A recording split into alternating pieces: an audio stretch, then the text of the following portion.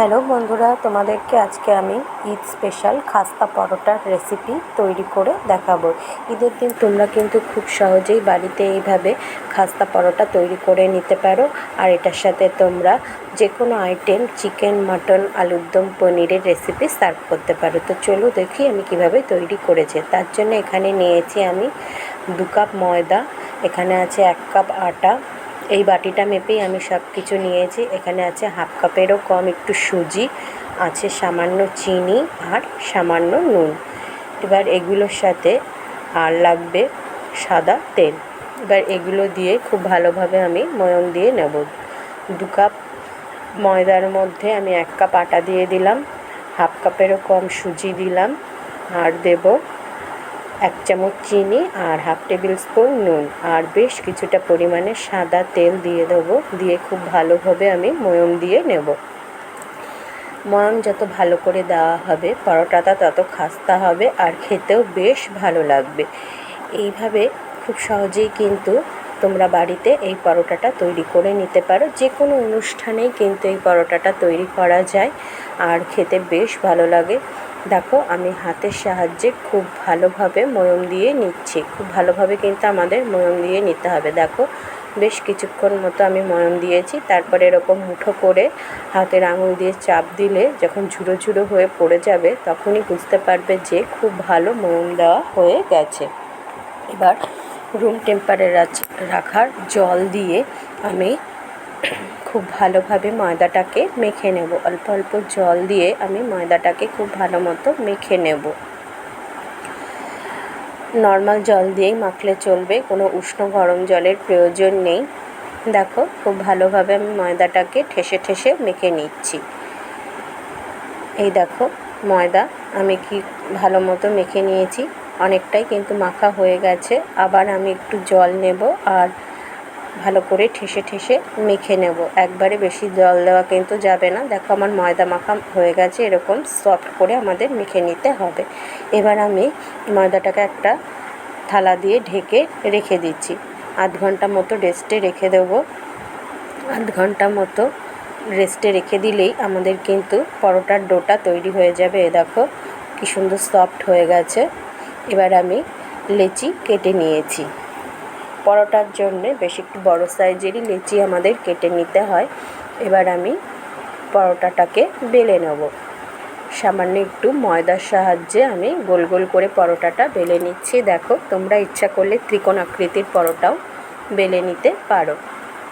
হালকা একটু ময়দা ছড়িয়ে ছড়িয়ে আমি পরোটাটাকে গোল গোল করে বেলে নেব। দেখো ঈদের দিন কিন্তু খুব সহজেই এই পরোটাটা তোমরা তৈরি করতে পারো আর খেতে বেশ ভালো লাগে। তোমাদেরকে আগেই বলেছি, একদিন কিন্তু এমনিও তৈরি করতে পারো, কোনো অনুষ্ঠান ছাড়াও খেতে বেশ ভালো লাগে। সকালের জলখাবারে বা রাত্রের ডিনারে সাথে কোনো চিকেনের আইটেম বা মাটনের আইটেম বা আলুর দম, পনির সব কিছুর সাথে কিন্তু এই পরোটাটা খাওয়া যায়। দেখো এইভাবে আমি সমস্ত পরোটাগুলো বেলে নেব একে একে। অল্প ময়দা ছড়িয়ে আমি পরোটাগুলোকে বেলে নেব। তোমরা ইচ্ছা করলে কিন্তু আমি আগেই বলেছি ত্রিকোণ আকৃতির পরোটাও বেলতে পারো, আবার চৌকো করেও বেলতে পারো। আমি গোল গোল করেই পরোটাগুলো বেলে নেব। এইভাবে আমি সমস্ত পরোটা বেলে নিয়েছি। দেখো এবার আমি পরোটাগুলো সেঁকে নেব। তার জন্য আমি গ্যাসে কড়াই বসিয়ে দিয়েছি। কড়াইটা একটু গরম করে নেব। গরম করে নেওয়ার পরে এবার আমি বেলে রাখা পরোটাগুলো দিয়ে দেবো। দিয়ে একটু হালকা করে সেঁকে নেব।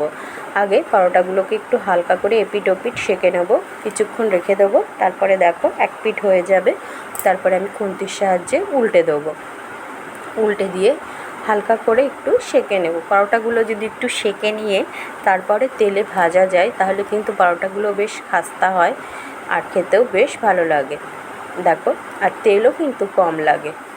এ দেখো আমি পরোটাগুলোকে উল্টে পাল্টে একটু করে সেঁকে নেব। এভাবে আরও সমস্ত পরোটাগুলো আমি সেঁকে নেব। দেখো আর একটা পরোটা আমি দিয়ে দিয়েছি। এই পরোটাটাকেও আমি উল্টে পাল্টে সেঁকে নেব। এইভাবে সমস্ত পরোটা আমি সেঁকে নেব, হালকা করে একটু সেঁকে তুলে নেব। এ দেখো এবার আমি সাদা তেল দিয়ে দিচ্ছি।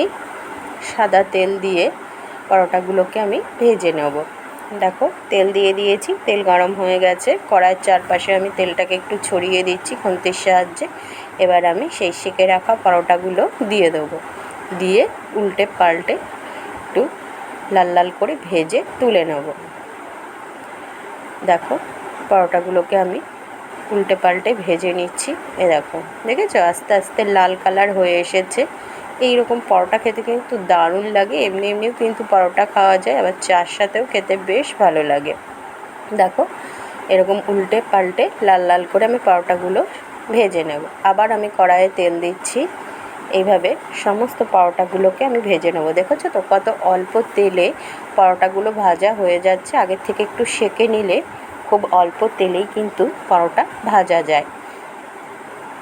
দেখো এই পরোটাটাও আমার কি সুন্দর ভাজা হয়ে গেল লাল লাল করে। দেখো দেখো কি সুন্দর আমি পরোটাগুলো ভেজে তুলে নেব। এইভাবে সমস্ত পরোটাগুলোকে আমি ভেজে লাল লাল করে তুলে নেব। আর খাস্তাও কিন্তু হয়েছে। একদিন অবশ্যই বাড়িতে তৈরি করবে আর আমাকে কমেন্ট করে কিন্তু অবশ্যই জানাবে তোমাদের এই পরোটার রেসিপিটা কেমন লেগেছে। ভালো লেগে থাকলে চ্যানেলটি সাবস্ক্রাইব করার অনুরোধ রইল, আর পাশে থাকা বেল নোটিফিকেশনটা অবশ্যই অন করে রাখবে। তাহলে যখনই কোনো রেসিপি দেবো তার নোটিফিকেশন তোমাদের কাছে সকলের আগে পৌঁছে যাবে।